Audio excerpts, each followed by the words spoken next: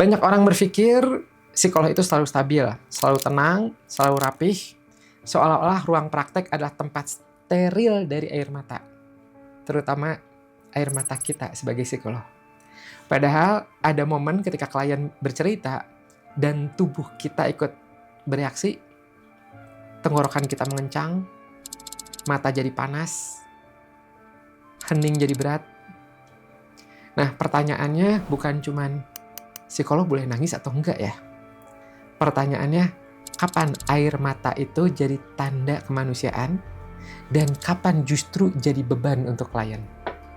Di sini saya akan sharing secara jujur, bukan untuk membenarkan semua tangis, tapi untuk memetakan situasinya, batasnya, dan bagaimana cara merawat emosi setelah sesi berat. Kita bahas fenomena dan akar psikologis kenapa air mata muncul di ruang praktek. Saya suka ngelihat ini di lapangan. Sesi berjalan tenang, klien bercerita pelan, lalu tiba-tiba masuk ke titik yang sangat manusiawi, duka, kehilangan, atau rasa bersalah yang lama dipendam. Dan ketika setelah kalimat terakhir itu keluar, biasanya ada jeda. Bukan jeda yang canggung, jeda yang penuh, seperti ruangan mendadak terasa menyempit. Dan di momen seperti itu, tubuh praktisi sering ikut menyala. Bukan karena kita lemah, tapi karena kita hadir. Dan kehadiran yang sungguh-sungguh memang kadang menuntut respons yang sungguh-sungguh juga. Tapi realitanya, banyak dari kita justru takut pada respon itu.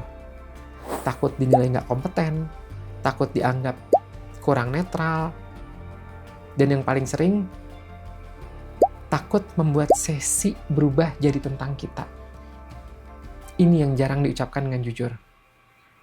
Budaya profesi kita itu kadang memuja ketenangan seperti seragam. Kalau wajah kita tidak datar, seolah-olah kita salah. Padahal klien nggak datang untuk melihat patung. Klien datang untuk bertemu manusia yang terlatih. Kalau kita lihat lebih dalam, sebenarnya ada beberapa akar yang paling sering memunculkan air mata di ruang praktek. Yang pertama, empati yang bekerja terlalu dekat. Empati itu bukan sekedar mengerti ya. Empati itulah ikut hadir walau kita tidak mengalami kejadian yang sama. Masalahnya, kalau jarak empati terlalu rapat, perasaan klien bisa seperti nempel. Ibaratnya kita berdiri di tepi kolam, membantu orang yang hampir tenggelam. Kalau kita terlalu condong, kita bisa ikut terjebur. Bukan karena niatnya buruk, karena posisi tubuh kita salah. Itu penyebab pertama. Yang kedua, biasanya karena sisa emosi kerja yang menumpuk. Kadang bukan karena satu cerita itu yang membuat kita nangis, tapi akumulasi, sesi demi sesi, minggu demi minggu, tema yang berat, yang mirip. Kita pulang, kita makan, kita tidur, lalu besoknya duduk lagi, mendengarkan lagi. Dan suatu hari ada satu kalimat klien yang sederhana, tapi rasanya seperti tetes terakhir yang membuat gelas kita meluap. Nah, di sini biasanya banyak psikolog yang salah paham. Mereka ngira nangisnya tidak profesional. Padahal bisa jadi itu sinyal bahwa kapasitas kita sedang penuh. Bukan salah, tapi perlu ditata.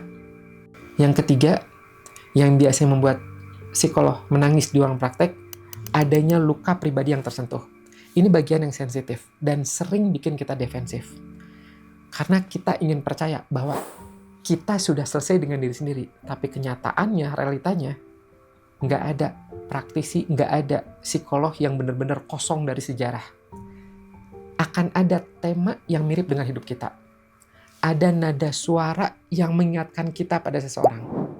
Ada detail kecil yang menabrak bagian kita yang belum sempat diberi perhatian.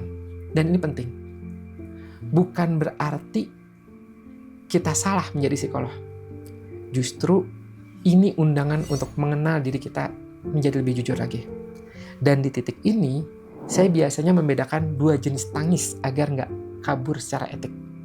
Yang pertama, Tangis sebagai respon manusiawi, tapi ruang tetap menjadi milik klien.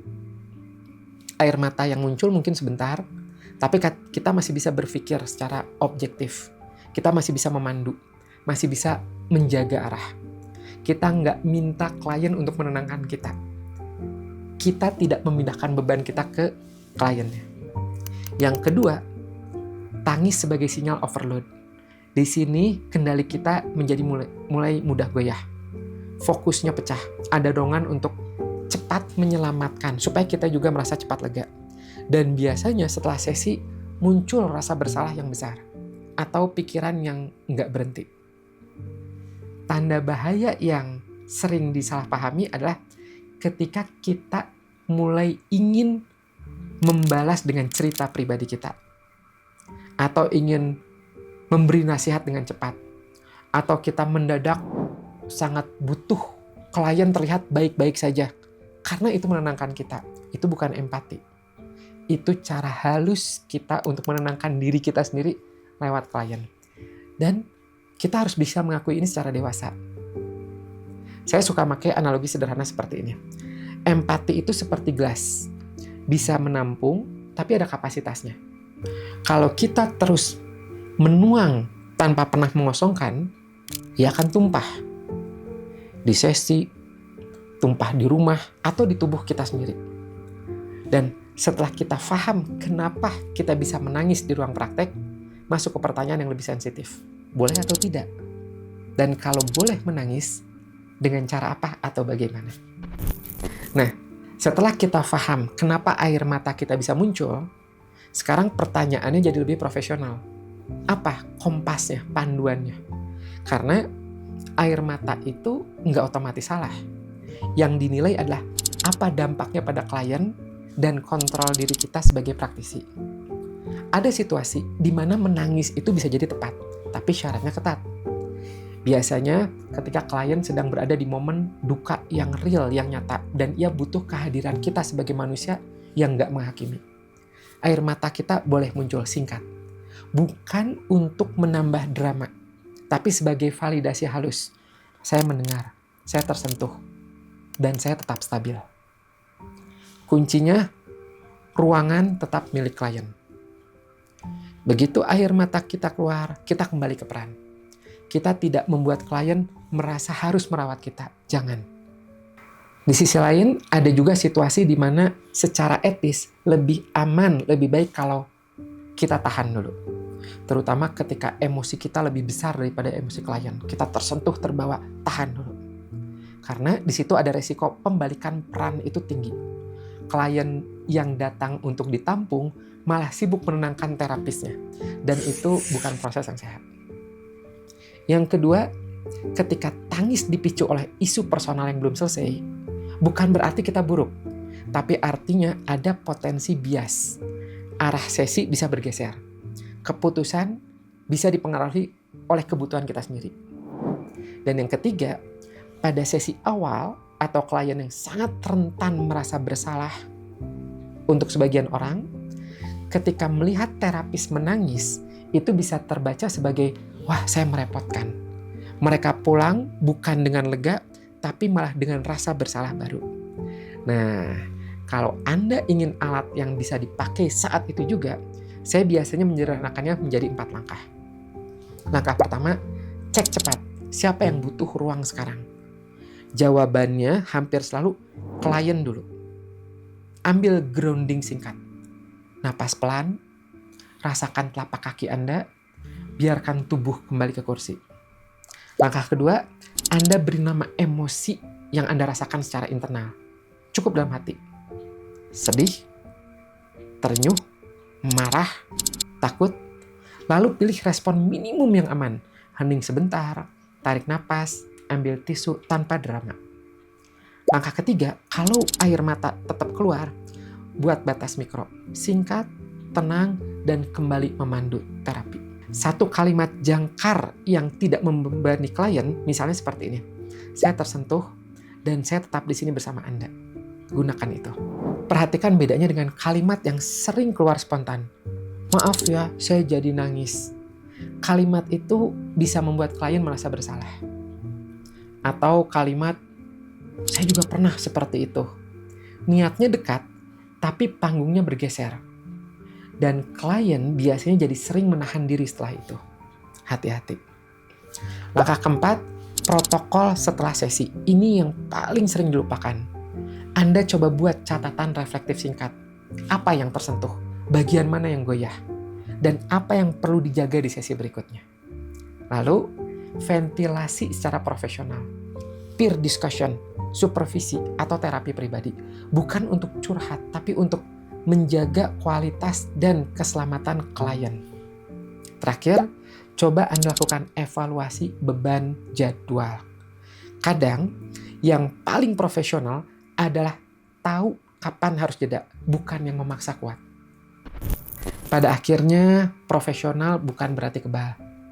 Profesional artinya Anda sadar, bertanggung jawab, dan tetap menjaga ruang klien, bahkan saat diri kita sendiri tersentuh. Kalau Anda pernah nyaris nangis atau pernah pulang dengan dada berat, it's okay, gak apa-apa, itu bukan aib. Itu sinyal bahwa kapasitas Anda sedang bicara. Kalau ada pertanyaan atau pengalaman yang selama ini Anda pendam, boleh ya sharing-sharing di komentar.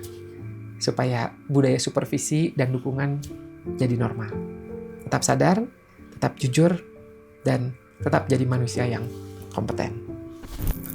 Saya pribadi suka menggunakan tes grafologi sebelum menjalani sesi konsultasi dengan klien. Kalau Anda mau belajar, bisa belajar di grafologiindonesia.com. Ada banyak ilmu grafologi gratis di situ yang bisa membantu Anda memahami klien lewat tulisan tangannya. Semoga bermanfaat. Saya Afif, sampai jumpa lagi di Ruang Psikolog berikutnya. Bye-bye.